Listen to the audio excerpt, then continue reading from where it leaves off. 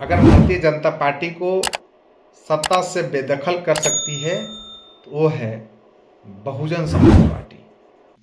पाल समाज की एक उत्तर प्रदेश में पार्टी चलती है, राष्ट्रोदय पार्टी। राष्ट्रोदय मुस्लिम समाज की नेता और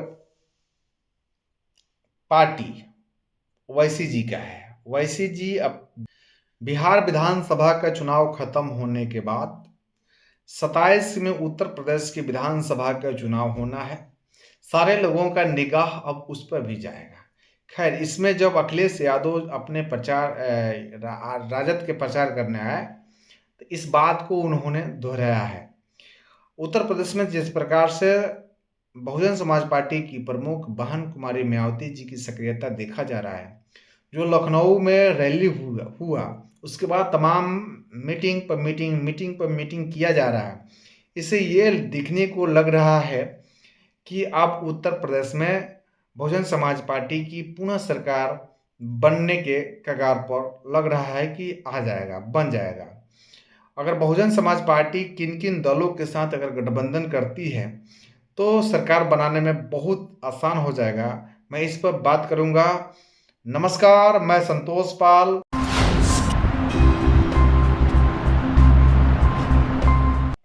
27 में उत्तर प्रदेश में विधानसभा का चुनाव होना है।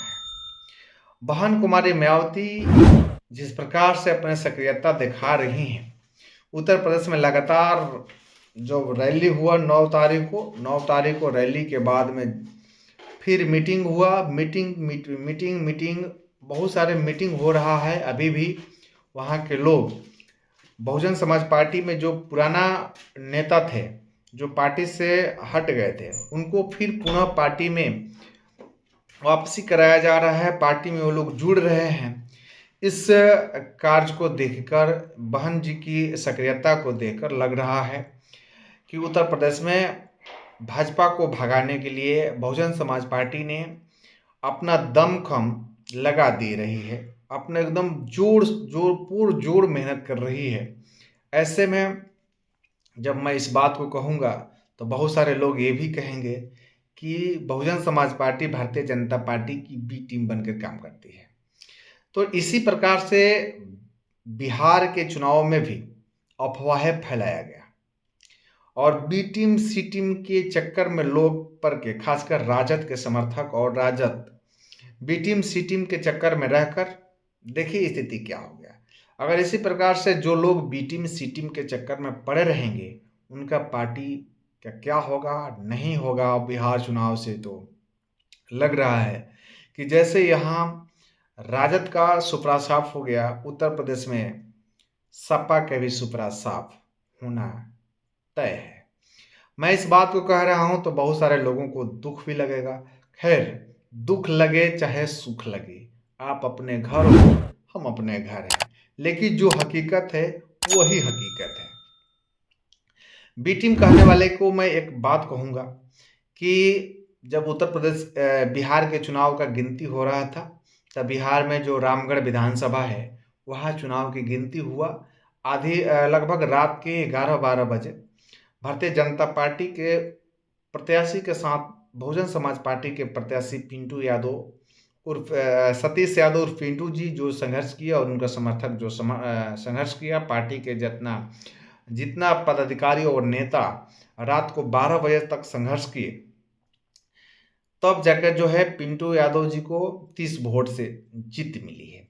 तो बताओ, बी टीम कहने वाले लोग को सोचना चाहिए कि बहुजन समाज पार्टी रामगढ़ में किससे चुनाव लड़के और सीट को संघर्ष करके विधायक के सर्टिफिकेट लिया है। खैर, मुझे प्रमाण देने की कोई जरूरत नहीं है। अब मैं बात करूंगा कि अगर बहुजन समाज पार्टी किन दलों के साथ गठबंधन करती है उत्तर प्रदेश में, तो निश्चित तौर पर सरकार में आने से कोई नहीं रोक सकता है। जैसे उत्तर प्रदेश में मुस्लिम समाज की संख्या बहुत बढ़िया है और 8 से 10% संख्या आबादी वहाँ पाल गडेरी समाज का है। मुस्लिम समाज की नेता और पार्टी ओवैसी जी का है। ओवैसी जी अब बिहार में 5 विधायक अपना जीत कर सुनिश्चित किए हैं। वही ओवैसी जब राजद से 6 सीट मांग रहे थे तो राजद के लोग कह रहे थे कि हैदराबाद के हैं और भारतीय जनता पार्टी की बी टीम बन के काम करते हैं, इसलिए इनको दरकिनार कर दिया गया। नतीजा यही हुआ कि बहुत सारे राजद के उम्मीदवार हार गए हैं और कम मार्जिन से हारे हैं, जो बहुत बड़ा फैक्टर रखता है। ओवैसी जी की पार्टी बिहार में भी और उत्तर प्रदेश में भी ओवैसी जी की पार्टी को मान्य होगा, अब मेरा मानना है। और 8 से 10% जो हम आबादी बताए हैं पाल समाज की एक उत्तर प्रदेश में पार्टी चलती है, राष्ट्रोदय पार्टी। राष्ट्रोदय पार्टी की प्रमुख हैं माननीय बाबूराम पाल जी। अगर ये तीनों दलों का गठबंधन उत्तर प्रदेश में होती है तो 27 में हमें लगता है कि बहन कुमारी मायावती जी की सरकार पुनः स्थापित हो जाएगा। और जिस प्रकार से राजद का यहाँ सुफरा साफ हो गया है, हो सकता है सपा का भी सुफरा साफ उत्तर प्रदेश में हो जाए। ये मैं कह रहा हूँ, किसी को अपने दिल पर इस बात को लेना नहीं है, दुख नहीं मानना है। भाई दुख नहीं मानना इसलिए है कि राजनीति में कभी भी कुछ भी हो सकता है, कुछ भी संभव है। और अगर भारतीय जनता पार्टी को सत्ता से बेदखल कर सकती है तो वो है बहुजन समाज पार्टी। बहन जी की जो काम करने की तौर तरीका है वो किसी से छिपा नहीं है, जग जाहिर है। बाकी आप सबका क्या राय है कमेंट बॉक्स में ज़रूर करें।